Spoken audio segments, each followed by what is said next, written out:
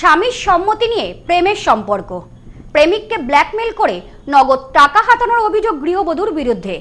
লাঞ্ছনায় চরম সিদ্ধান্ত যুবকের।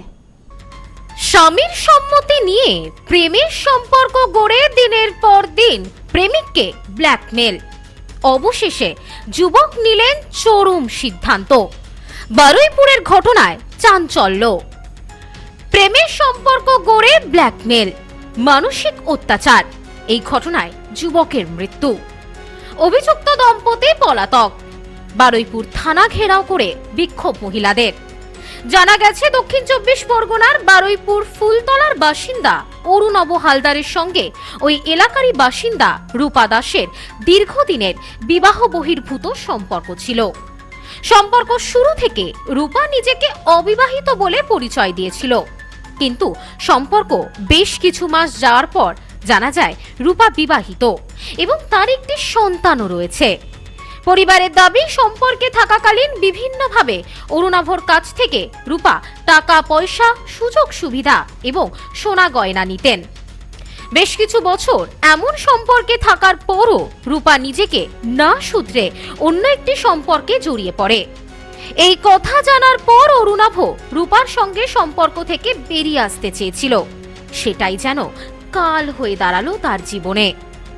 অরুণাভ সম্পর্ক থেকে বেরিয়ে আসতে চাইলে তাকে নানা রকম মানসিক চাপ, ব্ল্যাকমেল করা হতো বলে পরিবার সূত্রে দাবি করা হয়েছে। দীর্ঘদিনের এই মানসিক অবসাদ না মেনে নিতে পেরে গত ২২ তারিখ আত্মহত্যার চেষ্টা করেন ওই যুবক। তাকে উদ্ধার করে হাসপাতালে ভর্তি করা হয়, তবে ২৪ তারিখ চিকিৎসা চলাকালীন অবস্থায় তার মৃত্যু হয়।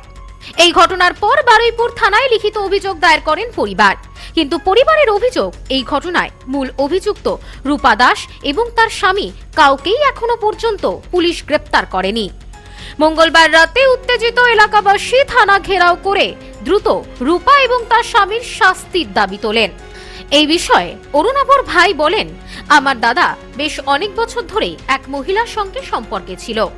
প্রথমে সে নিজেকে অবিবাহিত বলে পরিচয় দেয়, কিন্তু পরে জানা যায় ওই মহিলা বিবাহিত এবং তার একটি সন্তানও রয়েছে।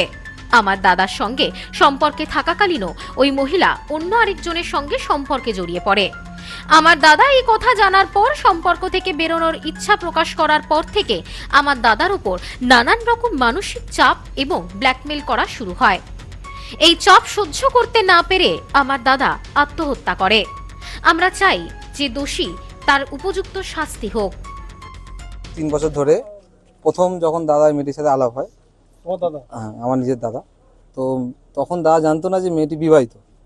৬-৭ মাস পর জানতে পারে যে এরকম মেয়েটি বিবাহিত, তার একটি বাচ্চা আছে, ঠিক আছে। তারপরে রীতিমতো সম্পর্ক তৈরি হয়। হওয়ার পরে আদান প্রদান, আস্তে আস্তে টাকা পয়সা আদান প্রদান, এখানে নিয়ে যাও, ওখানে নিয়ে যাও, ঘুরতে নিয়ে যাও, বাইরে নিয়ে যাও, এই খাওয়া ওই খাওয়া, সোনার জিনিস পাঠানো, জামা কাপড়, হোম ডেলিভারি, খাবার দাবার সব কিছু। এমনকি ফ্যামিলি রীতিমতো আমার কাছে প্রুফ আছে ফোনে, প্রত্যেক মাসে মিনিমাম করে ১০,০০০ টাকা পাঠাতো ফ্যামিলিকে দেখানোর জন্য, মানে ফ্যামিলিটাকে দেখাশোনা করার জন্য, যেহেতু ওর বাচ্চা আছে। তারপরে যখন একটা টাইমের পর দাদা, আজকে এতদিন পর মানে দাদা বেরিয়ে আসতে চায়, হ্যাঁ, তখন মানে যে আমি আর থাকতে চাই না এই রিলেশনে, বুঝতে পেরেছে যখন দাদা যে ওই সম্পর্কে আমি আর থাকতে চাই না, তখন তাকে রীতিমতো সেট করছে, রীতিমতো ঠেট করা হচ্ছে। দাদা থাকাকালীন আবার একটি ব্যক্তির সাথে সম্পর্ক করে, তখন দাদা সেটা সহ্য করতে না পেরে তখন তাকে জিজ্ঞাসাবাদ হানাদানা করা।